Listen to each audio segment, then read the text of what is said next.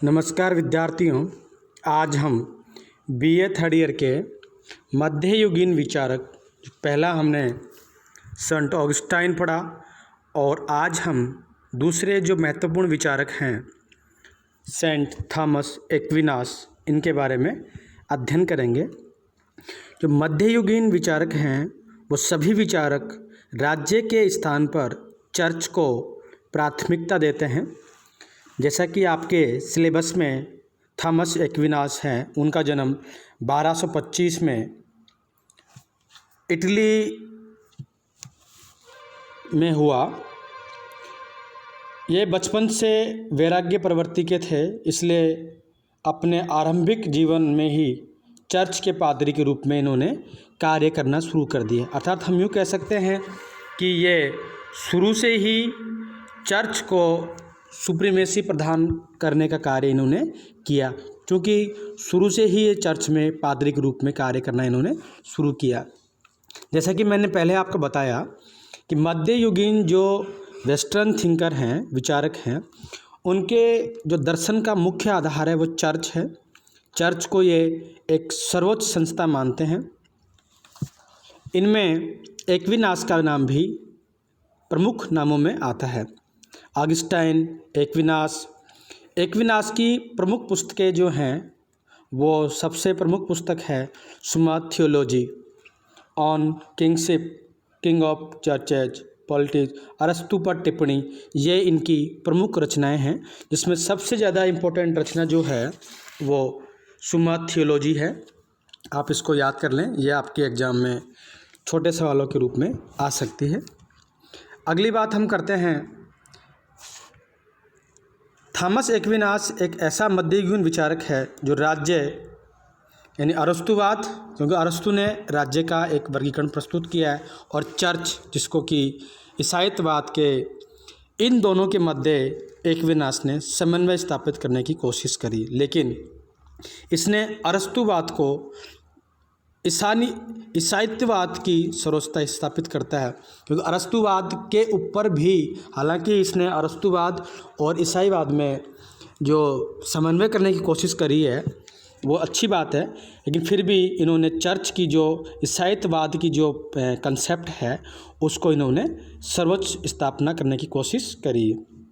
Poster कहता है कि एक्विनास यूनानी भवन पर ईसाईयत की सर्वोच्चता स्थापित करता है, जबकि इबनस्टीन के अनुसार वह अरस्तुवाद और ईसाईत्ववाद में समन्वय स्थापित करता है।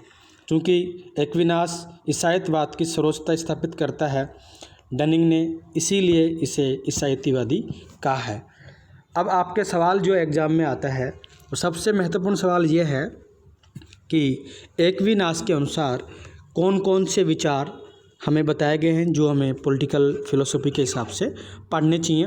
तो सबसे जो महत्वपूर्ण इसके विचार हैं वो आपके कानून संबंधी विचार आते हैं, फिर भी अपन बाकी विचार के बारे में भी कोशिश करते हैं। एक्विनास के विचारों का प्रमुख आधार ज्ञान का त्रिकोण है। ज्ञान के 3 स्तर मानता है: विज्ञान, दर्शन और धर्म। एक्विनास के अनुसार विज्ञान तर्क और व्यक्ति पर आधारित है, दर्शन जो है विवेक और नैतिकता पर आधारित है, धर्म जो होता है विश्वास और चर्च पर आधारित है। एक्विनास के अनुसार विज्ञान को पूर्णता दर्शन में मिलती है, अर्थात दर्शन से विज्ञान होता है, दर्शन को पूर्ण धर्म से मिलती है, अर्थात धर्म और ईसाईत्ववाद और राज्य को चर्च के अधीन कार्य करना चाहिए। कुल मिला के हम ये कह सकते हैं कि मध्ययुगीन विचारक जो हैं वो राज्य के स्थान पर चर्च को सर्वोच्च प्राथमिकता देते हैं। अरस्तु जिस प्रकार से दास्ता की बात करता है उसी प्रकार से एक्विनास के भी दास्ता संबंधी विचार। एक्विनास अरस्तु के इस मत का समर्थन तो नहीं करता कि दास्ता प्राकृतिक है, लेकिन वो ये जरूर मानता है, कहता है कि युद्ध में वीरता की भावना के लिए दास प्रथा उचित है।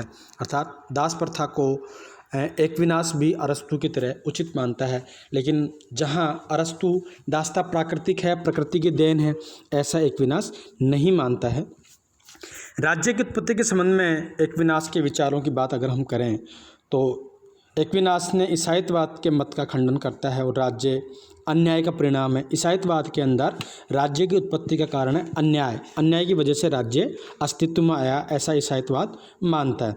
लेकिन एक्विनास कहता है कि राज्य तो अरस्तुवाद का परिणाम है, अर्थात हम यूँ कह सकते हैं कि राज्य के अंदर पहले परिवार थे, कुटुंब थे, फिर ग्राम बने और धीरे धीरे जाके राज्य का एक ऐतिहासिक विकास हुआ और राज्य के रूप में वो अंतिम रूप से परिणति के रूप में हमारे सामने आता है। मनुष्य की सामाजिक राजनीतिक प्रवृत्ति का परिणाम है, अर्थात हम यूँ कह सकते हैं कि ये जो राज्य है वो एक्विनास का राज्य है वो अरस्तुवाद से प्रभावित है। एक्विनास का कहना है कि राज्य का मूल लक्ष्य व्यक्ति का विकास करना, लेकिन व्यक्ति का विकास तभी संभव है जब उसे भौतिक सुखों के साथ साथ आध्यात्मिक सुखों की भी प्राप्ति हो। अतः राज्य को आध्यात्मिक सुखों के लिए चर्च का होना बहुत ज़रूरी है। तो कुल मिला के जहाँ भी हम बात कर रहे हैं ये येनकेन प्रकारेण अपने दर्शन के अंदर चर्च की प्राथमिकता सुनिश्चित करने की कोशिश करते हैं। एक्विनास राज्य का प्रमुख कार्य बाह्य आक्रमण से रक्षा करना और कानून व्यवस्था को बनाए रखना मानता है। वह कल्याणकारी राज्य का समर्थन नहीं करता, जैसा कि हमारे यहाँ कौटिल्य, आगे चलकर मैकियावेली भी कल्याणकारी राज्य की कंसेप्ट को स्वीकार करेंगे। इनके अनुसार राज्य का प्रमुख कार्य केवल और केवल बाह्य आक्रमण से रक्षा करना और देश के अंदर या शासन व्यवस्था के अंदर कानून व्यवस्था को बनाए रखना।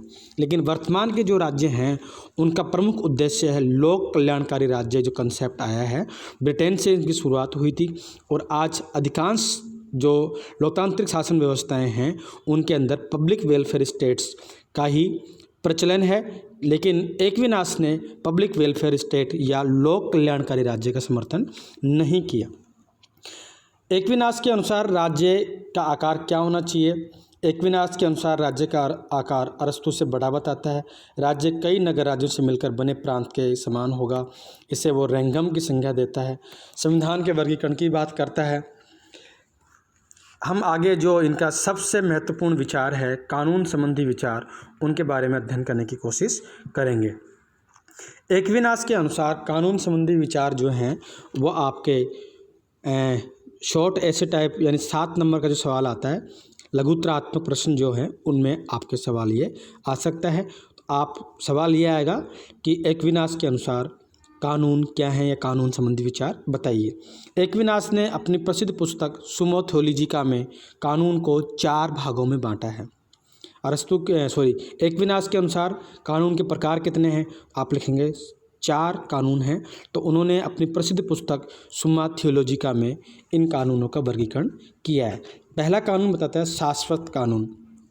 एक्विनास के अनुसार शाश्वत कानून सबसे सर्वश्रेष्ठ कानून हैं और मनुष्य के समझ से परे हैं। इन्हें केवल ईश्वर ही समझ सकता है।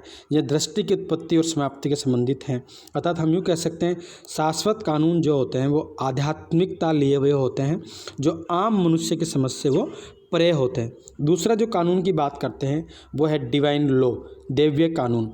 एक्विनास के अनुसार दैवीय कानून शासक कानून पर आधारित है। अर्थात एक्विनास के अनुसार दैवीय कानून जो होंगे वो शाश्वत कानून पर आधारित है और यह मनुष्य को दैवीय संदेशों के माध्यम से प्राप्त होते हैं। लेकिन दैवीय संदेश उन्हीं व्यक्तियों को प्राप्त होते हैं जो ईश्वर के अधिक निकट होते हैं। तो जहाँ ये ईश्वर की तरफ या आध्यात्मिकता की ओर ध्यान देने की कोशिश कर रहे हैं या बल देने की कोशिश कर रहे हैं, इनके पीछे कारण केवल और केवल ये है कि चर्च की प्राथमिकता ये बताना चाहते हैं कि हमें आध्यात्मिक ज्ञान जो मिलेगा, विचार जो हमें मिलेंगे वो चर्च के माध्यम से मिलेंगे। इस प्रकार से पहला जो कानून हुआ शाश्वत कानून हुआ, जो कि आम आदमी की पकड़ से बहुत दूर है। दूसरा जो कानून बताया इन्होंने दैवीय कानून, जो भी शाश्वत कानून पर आधारित है। तीसरा जो कानून बताया इनके अनुसार वो है प्राकृतिक कानून। प्राकृतिक कानून एक्विनास के अनुसार प्राकृतिक कानून दैवीय कानून पर आधारित है। ये नैतिकता के नियम हैं। एक्विनास के अनुसार सामान्यतः समाज का संचालन इन्हीं नियमों से होता है। जो पहले से चले नियम आ रहे हैं उनके आधार पर समाज का संचालन होता है। चौथा और अंतिम जो इनका कानून है वो है मानवीय कानून, ह्यूमन लॉ। एक्विनास के अनुसार मानवीय कानून प्राकृतिक कानून पर आधारित है। आप इनको यूँ याद करें, शाश्वत कानून है और दैवीय कानून पर आधारित है, और जो दैवीय शाश्वत कानून है वो दैवीय पर हैं। प्राकृतिक कानून हैं वो किस पर आधारित हैं? दैवीय पर आधारित है। सबसे पहले अपन बात करें जो शाश्वत कानून है वो तो एक एक्सट्रीम सर्वश्रेष्ठ श्रेणी का लॉ है। उसके बाद में दूसरा जो नंबर है दैवीय कानून, जो शाश्वत पर आधारित है। और तीसरा जो है प्राकृतिक कानून, वो दैवीय पर आधारित है। और हम अगला और अंतिम जो है उसको पढ़ने की कोशिश करते हैं। जो अंतिम है मानवीय कानून, जो प्राकृतिक कानून पर आधारित है। ये राज्य द्वारा निर्मित कानून है। एक्विनास इनकी परिभाषा निम्न प्रकार से देता है। मानवीय कानून सामान्य हित में विवेक द्वारा दिया गया आदेश है, अर्थात जो शासक होगा वो अपने हित के अनुसार जो आदेश देगा वो एक्विनास के अनुसार मानवीय कानून कहलाएगा। इसे यह व्यक्ति उद्घोषित व लागू करता है जिस पर समाज की रक्षा का भार होता है। अर्थात जो व्यक्ति उद्घोषित करता है, अर्थात शासक जो इन्हें लागू बनाता है, घोषणा करता है, लागू करता है, उस पर समाज की रक्षा का भार होता है। अर्थात शासक के ऊपर समाज की रक्षा का भार होता है। इस प्रकार से एक्विनास ने 4 प्रकार के कानूनों की बात करी है और अपनी प्रसिद्ध पुस्तक जो थी सुम्मा थियोलॉजिका, उसमें इन्होंने 4 प्रकार के कानूनों के बारे में बताया है। एक्विनास मानवीय कानून की कुछ विशेषताएं बताता है। ये मानवीय कानून जो होते हैं सामान्य हित पर आधारित होने चाहिए, विवेक पर आधारित होने चाहिए, सकारात्मक कानून होने चाहिए, इनके पीछे दंड की शक्ति रहती।